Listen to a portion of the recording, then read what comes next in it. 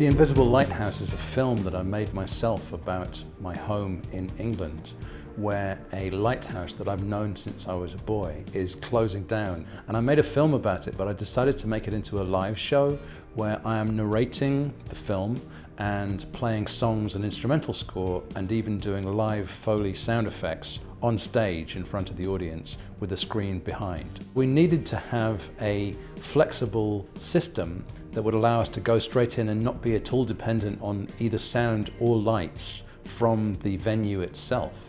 We looked around for a mixer that would have the flexibility to do everything we needed, but also the programmability to minimize the amount of setup time.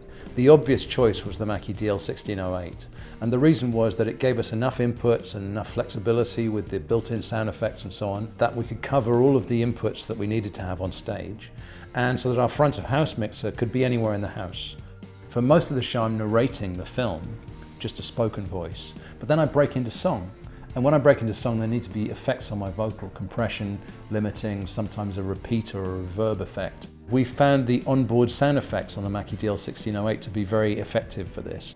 The two performers on stage, myself and Blake Lay, who is the sound effects designer, are both using wireless in-ear monitors. And we're able to both create our own in-ear monitor mix using a mini iPad. There's a way that you can block off channels from certain individuals. So the front of house engineer is able to isolate just the channels that we need to mix to our own ears. And it's very easy for him to save all of those effects and just pop them in individually. Everything is working off the DL1608.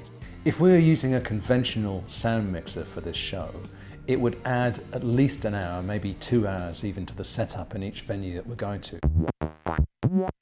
When I was on tour in the UK, I was using a PA system that was apparently the most popular in the category, very highly recommended from a different manufacturer.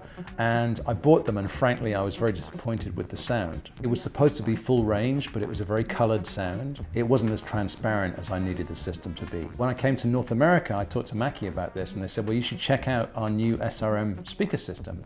They loaned me a pair, and there's an immediate difference, a huge difference in sound. Much cleaner, very powerful, total full range. And in the larger venues that we've gone to that have a big in-house system that is already set up and balanced for the room, we've been using the SRMs as side fills or front fills on stage.